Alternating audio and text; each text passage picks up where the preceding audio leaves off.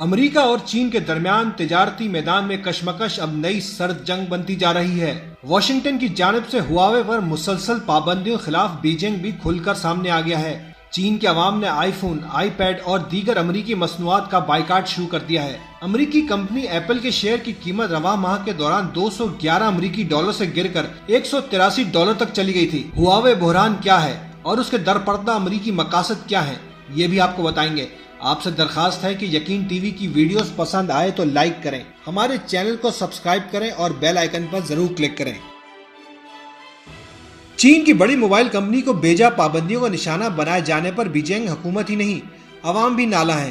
چینی عوام نے امریکی مصنوعات کا بائیکاٹ کر رکھا ہے۔ ایپل کے آئی فون، آئی پیڈ توڑنے اور ڈسٹ بن میں ڈالنے کی ویڈیوز تیزی سے سامنے آ رہی ہیں۔ چین کی دیگر کمپنیوں اور اداروں میں بھی ہواوے سے اقدار یکجہتی کا مظاہرہ کیا جا رہا ہے۔ ایک ویڈیو میں دیکھا جا سکتا ہے کہ ادارے کا مالک اپنے ملازمین کو ہدایت دیتا ہے کہ وہ آئی فون کا استعمال ترک کر دیں اور چینی کمپنیوں کے موبائل خریدیں۔ چین کی حکومت نے بھی ہواوے خلاف امریکی اقدامات کو انتقامانہ قرار دیا ہے اور کہا ہے کہ تجارتی معاملات کو دونوں ملکوں کے درمیان بڑھتی کشیدگی کی وجہ بنانا مناسب نہیں۔ امریکہ نے چین کی کمپنی ہواوے پر جاسوسی کا الزام لگایا ہے، لیکن ماہرین کا کہنا ہے دونوں ملکوں کے درمیان محاذ آرائی کی اصل وجہ دنیا ٹیکنالوجی کا بے تاج بادشاہ بننے کی دوڑ ہے۔ یقین ٹی وی نے چند ہفتے پہلے 5G ٹیکنالوجی پر ایک رپورٹ پیش کی تھی، جس میں بتایا گیا تھا کہ ایک ایسی ٹیکنالوجی جلد متعارف کرائی جا رہی ہے جو لمحوں میں بڑے سے بڑا ڈیٹا بھی ٹرانسفر کر سکے گی۔ چین کی کمپنی ہواوے اس سلسلے میں کافی کام کر چکی ہے۔ ہواوے 2015 سے ٹیلی کام کی مصنوعات اور آلات بنانے والی دنیا کی سب سے بڑی کمپنی بن گئی ہے۔ اس نے اپنی حریف کمپنیوں ایرکسن، نوکیا، ZTE اور سیمسنگ کو پیچھے چھوڑ دیا ہے۔ ہواوے کا کہنا ہے کہ اس نے 5G کے 25 کمرشل معاہدے حاصل کر رکھے ہیں اور 10,000 سے زیادہ 5G بیس اسٹیشنز مختلف ممالک میں بھیجے جا چکے ہیں۔ ایک اندازے کے مطابق 2018 میں ہواوے کی کمائی کا تخمینہ $100 ارب سے زیادہ لگایا گیا ہے۔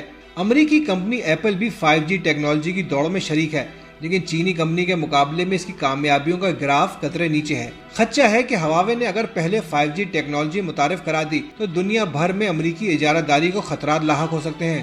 ٹیک ماہرین کا کہنا ہے کہ امریکہ نے ٹیکنالوجی کے میدان میں پیچھے رہ جانے کے بعد مد مقابل کو گرا کر آگے بڑھنے کا فیصلہ کیا ہے۔ گزشتہ برس 20 دسمبر کو امریکہ اور برطانیہ نے چین پر الزام لگایا کہ اس نے بڑے پیمانے پر ایک سائبر مہم شروع کی ہے، جس کا مقصد چوری، سسٹمز کی ہیکنگ اور 45 اداروں کے سسٹم تک غیر قانونی رسائی حاصل کرنا ہے، جس میں کمرشل، دفاعی ٹیکنالوجی کمپنیاں، امریکی سرکاری ایجنسیاں اور امریکی بحریہ شامل ہے۔ چین کی وزارت داخلہ نے ان الزامات کو ہتک آمیز قرار دے کر رد کر دیا اور کہا ہے کہ ان الزامات کو واپس لیا جائے۔ امریکہ نے ان الزامات پر 2 چینی باشندوں پر فرد جرم عائد کی اور اسی دوران ہواوے کے مالک کی بیٹی اور کمپنی کی چیف فائنینشل آفیسر مینگ وانجو کو کینیڈا میں گرفتار کر لیا گیا۔ ان پر الزام لگایا گیا کہ انہوں نے ایران پر امریکہ کی جانب سے عائد معاشی پابندیوں کی خلاف ورزی کی اور ایران کو ٹیلی کام مصنوعات فروخت کی، جس کی ہواوے کمپنی اور مینگ وانجو نے سختی سے تردید کی ہے۔